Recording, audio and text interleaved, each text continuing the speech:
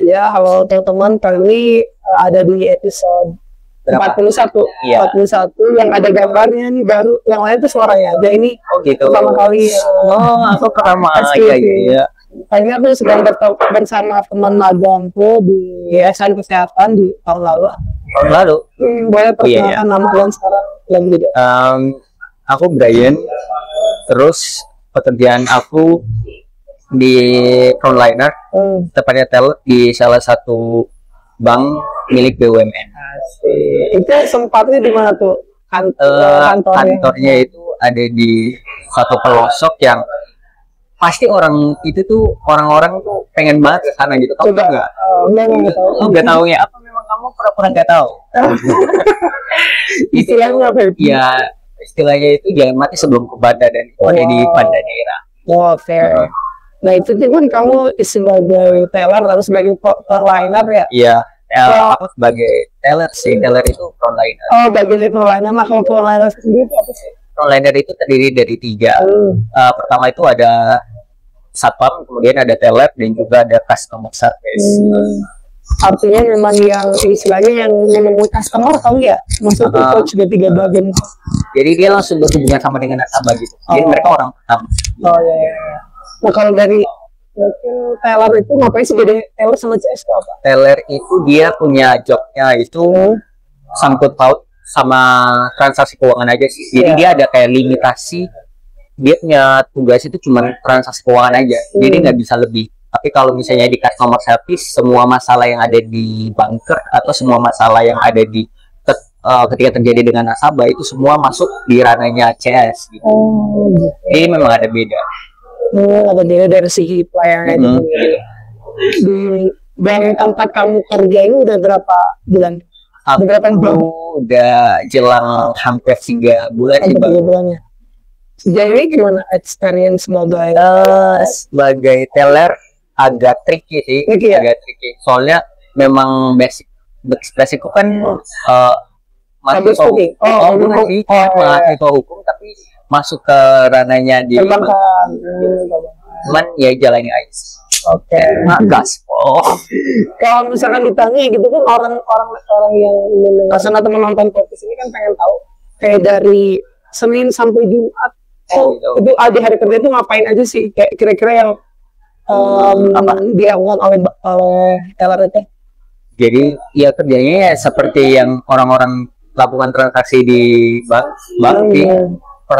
Kita nggak ada kayak hari Senin kita jobnya apa gitu. Semua jobnya itu mulai dari hari Senin sampai dari hari Jumat. Tapi kalau misalnya kita ada lembur, misalnya itu di akhir bulan. Kalau jam kerjanya itu? Jam kerjanya dari jam 7:30 sampai jam 5. Kalau lemburnya? Lemburnya sih tergantung dari pihak kantornya. Itu kalau oleh teller itu transaksi yang dilayani itu apa aja? Kayak apakah ada transfer? Iya, dia punya transaksi. Buat transaksinya itu ada kita transfer, terus ada setor, kemudian juga tarik, ada penarikan, ada mereka setor, terus juga ada RTGS, ada clearing sama RTGS itu. Jadi dia punya transaksinya itu di atas 100 juta gitu. Jadi dia transaksinya di atas 100 juta. Kemudian juga ada apalagi ya, overbooking. Kalau overbooking itu dia punya transaksi itu jatuhnya kita transaksi sesama BRI, misalnya aku transaksi ke kamu, situ lewat itu kan non tunai. Jadi langsung overbooking itu kita kuatan uang atau kita debit dari, misalnya saya mau transaksi dari aku ke kamu, berarti debitnya dari aku. Itu tuh kalau syarat berarti 100 juta itu kan kalau kita transfer nih, kalau pakai Bipas kan 2.500 ya. Kalau RTGS tuh ada itu semua RTGS sama itu sih ada dia punya biaya asli. Berapa? Ada kalau nggak salah sih 2.500 itu buat nasabah prioritas kalau di kantorku ya. 2.500 ya nasabah prioritas, kemudian ada berapa gitu buat nasabah umum. Oke, kurang lebih yang diformulkan. kira-kira mau setahun firm yang kerja dikerjakan kurang lebih itu. Iya, memang gitu jobnya gitu, cuma seperti itu. Kalau misalnya tadi jam lembur nih, jam lembur. Jam lembur sih tergantung dari ini sih, kayak misalnya kayak ada surat, kita dari jam berapa sampai jam berapa, misalnya kayak dari surat dari jam 9 sampai jam 12 udah. Cuman kita kerja di lembur aja sih. yang di lembur terjadi lembur itu. Tergantung sih. Dan misalnya ada arahan, lemburnya kita terkait apa ya? Misalnya kita OB, overbooking, udah berarti kita cuma transaksi itu aja. Terus ini satu lagi aku lupa. Kalau di Justdesk aku tuh kebanyakan soal ini biaya store angsuran gitu. Jadi kayak misalnya punya pinjaman. Iya. Ya aku cuman melayani soal dia punya nasabah yang dia transaksi berapa setiap bulan tuh berapa gitu. Transaksi yang rutin itu maksudnya. Iya, per bulan. Atau kalau misalnya dia itu mau di debit dari misalnya dia punya pinjaman ya, dia debitnya itu dari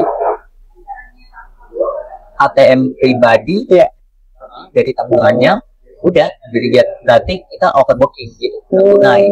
Tapi kalau misalnya tunai berarti mereka store gitu, bawa uang sama nomor pinjamannya aja baru kita upload. Seperti itu. Kalau lumayan gampang. Itu lumayan gampang lah kan. Kalau magangnya itu waktu sama aku advokasi, terus sempat magang juga di DPR. Kenapa nggak boleh? Iya.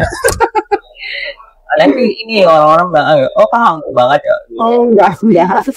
Terus kuliahnya itu di hukum. Nah, kenapa sih alasannya akhirnya mungkin berkecimpung di perbankan atau akhirnya ini coba di perbankan? Aku pengen coba-coba apa yang masih aku ini aja sih, soalnya kan nikmati masa muda aja sih gitu. Memang kedepannya sih belum ada goals tujuan akhirnya itu mau kemana gitu. Tapi selagi masih menikmati masa muda ya masih kayak di situ aja. Masih pengen cari-cari. Masih ada istilahnya kesempatan untuk ekspor. Salah satunya itu di perbankan sebagai pelaku. Nah, kan kemarin juga itu soal tuberkulosis, dan itu memang di luar ini ya. Di luar betul. Kamu juga seperti itu kan? Betul. Jadi kita tuh sempat kerja, mungkin magang di yayasan tuberkulosis beberapa. Di situ aku jadi fundraising, jadi advokasi. Gitu. Jadi kayak ketemu kita ngobrol soal pokoknya itu di luar ininya kita. Dengan sebenarnya berdua kita emang juga ekspor sih. Iya, berani terjun. Iya, dari apa kan mungkin sama ya, kenapa ya kayak di petanya sama dari kuliah itu waktu perusahaan, terus sekarang jadi ini wajib guru. Iya. Jadi kayak lompat gitu. Itu yang di saya eksplorasi aja. Dan apa sih yang udah dipelajarin dari ketika kayak tadi udah mencoba yayasan yang tanggung, terus untuk sekarang tuh apa hal baru yang dipelajari dari TLRN? Iya, hal baru. Iya, pasti ada barunya dong. Iya. Pasti ada barunya. Kenapa? Karena ini pengalaman baru kita. Kan waktu itu sempat di DPR yang tadi kamu bilang, kemudian terus di kesehatan. Kemarin juga terakhir tuh di media, ini malah betul. Media kelewatan itu. Jadi memang mau nyasar ke semua ya. Kalau di media kemarin itu soal jadi reporter. Dan oh my god. Keren banget sih, dan adanya podcast ini juga alasannya untuk orang-orang seperti kita atau untuk orang-orang yang memang nyari tahu kan namanya pengen tahu podcast kan, kayak Alfred mau wawancara teman-temanku yang istilahnya semua perjalanan karir gitu. Nah, terus buat kita nih yang wasilnya kecenderungan kita mau ngapain ya gitu, kita pengen tahu nih. Jadi kan kalau kita nih yang tunggu sekarang kita langsung mencoba kerja. Nah, teman-teman yang mungkin menonton ataupun bisa nonton gitu. Ternyata jadi teller tuh kayak gini. Ternyata nanti kayak Arif kemarin, ternyata jadi itu mah bestinya satuin. Iya, dia sebagai ketua. Bukan yang kemarin di episode 2 kemarin dia sebagai legal officer. Stikernya kamu. Sebagai legal officer gitu. Jadi kayak ada hal baru yang dipelajari gitu ya. kalau misalkan nih orang ini kan pengen belajar nih, misalnya salah satu mereka yang pengen jadi teller gitu.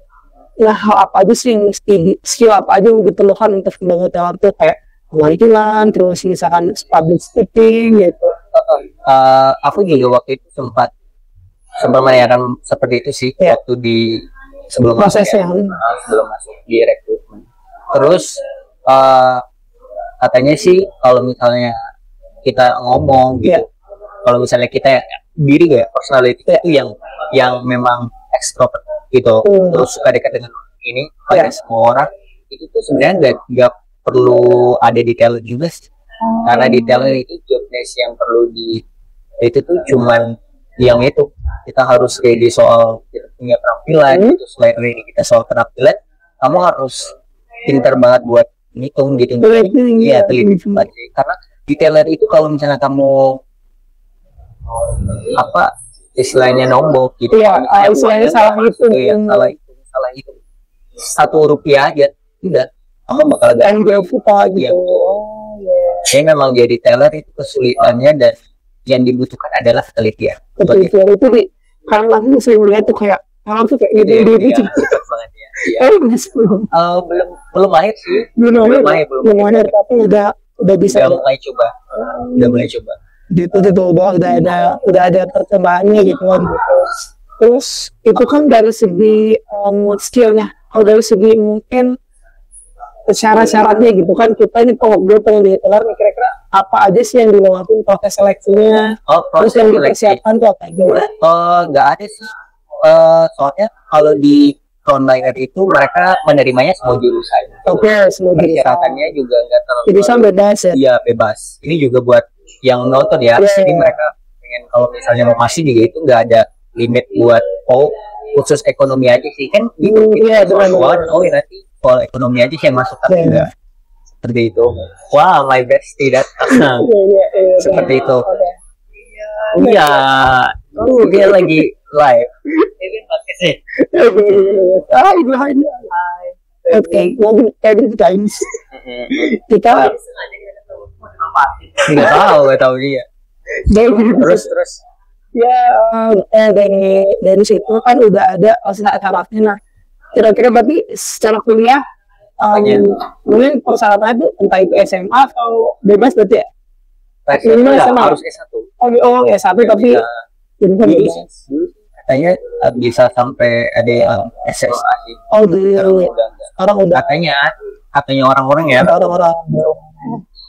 Terus kayak dari persyaratan lain ini apa tuh? Persyaratan lain di luar ijazah S1. Di luar enggak sih seperti yang pada umumnya. Pada umumnya kerja gitu aja. Apakah bikin esai, motivation letter kayak gitu? Enggak. Ya, kalau sejaman itu dikirim kemana tuh si berkasnya? Kan dari perusahaannya. Jadi aku tadi bilang, kalau misalnya masuk ke apa ya? Iya. Kalau misalnya aku tuh masuk di salah satu BUMN, bank BUMN, rekrutnya tuh ada 2 perusahaan gitu. Jadi mereka masuk, terus perusahaan itu tuh yang nilai gitu. Dan bantu nilai. Tapi nanti di akhir soal kesehatan, berarti ada perusahaan yang ketiganya itu. Betul. Gitu. Jadi nanti pas di akhir tuh interview akhir, semua keputusan ada di itu BUMN itu. BUMN yang mau rekrut. Nah, mungkin teman-teman kan pengen tahu juga kira-kira kenapa sih pekerjaan sebagai teller ini layak mereka pertimbangkan gitu. Layak pertimbangkan. Apa ya? Yang penting sih butuh ketelitian aja sih. Karena kita nggak cuma soal kita pintar, tapi kalau kita nggak teliti juga sama aja sih. Karena di teller itu sulitnya adalah kalau misalnya nggak teliti udah ada maksudnya kenapa pekerjaan itu bisa dipertimbangkan untuk diklaim gitu maksudku? Apa keseruan dari ini deh? Yang selain benefit selain dia punya benefit di BUMN itu ya benefit ya kita dapat. Ada jenjang karir dan segala macam. Jenjang karir otomatis ada. Udah persiapkan kita sih. Kalau misalnya kita kan magang frontliner, magang tulisannya ada kontrak. Kalau kamu mau lanjut kontrak bisa gitu. Tapi kalau misalnya kamu mau lanjut lagi tuh ngetes pegawai tetap boleh. Ya. Ingat tadi. Oke, satu hal untuk sebagai penutup nih, kira-kira buat teman-teman yang masih cari tower gitu, masih nyoba-nyoba tuh ada satu pesan ya, dari kebetulan ini kan satu pesan untuk teman-teman yang masih coba ini itu. Apa? Masih coba nyari pekerjaan ya? Ya, betul. Ini saat ini sih kalau kamu ngerti sekarang Udah, di saat ini sih masih butuhkan teller, ada rekrutmen cukup banyak. Betul, satu pesan kayak mungkin Kalau teman-teman yang lain itu mereka pengen masuk gitu, saat ini sih mereka pengen ala gitu gitu. Oke, yang maksud gue tuh kayak satu apa nih, satu motivasi lah, satu motivasi. Nah, biar lihat yang kayak kita yang nyoba-nyoba. Menurutku sih coba-coba aja sih, Coba-coba terus. coba-coba terus, karena maksudnya kita tuh cari pekerjaan itu susah banget gitu. Cari pekerjaan itu susah banget, terus di dunia perbankan itu yang asiknya adalah kalau tuh gak cuma dapat benefit yang akan diterima gitu, tapi yang soal dari dunia perbankan, apalagi khusus di teller, ya itu yang tadi aku bilang, intinya jangan takut untuk mencoba gitu. soalnya memang di bank sih di kopi Nurul aku tuh cukup enak, Ya, cukup enak. coba ceritakan keenakannya. Enaknya yang pertama adalah benefitnya, kemudian terus kalau misalnya sebelum awal kamu kerja, kamu akan ada ini pelatihan, tapi semua tuh udah ditangani gitu. Oh, Kekuatan juga udah di cover semua. Ya, Kayak memang betul-betul kalian gini, tapi memang di itu tuh yang ready-nya adalah 7.30 harus betul-betul ready. Kayak parfum semua tuh udah betul-betul memang selain teliti soal keuangan ya. ya, Lagi lagi. kita penampilan juga teliti. Oke, Kayak rambutnya saya aku. ya. Iya. Oke, itu saja dan Hujan ini untuk episode kita kali ini, episode pertama yang ada videonya. Tatap muka itu. Ya, semoga bisa bermanfaat dan inspiratif. Sampai jumpa di episode berikutnya. Saya Rehan dan Amat.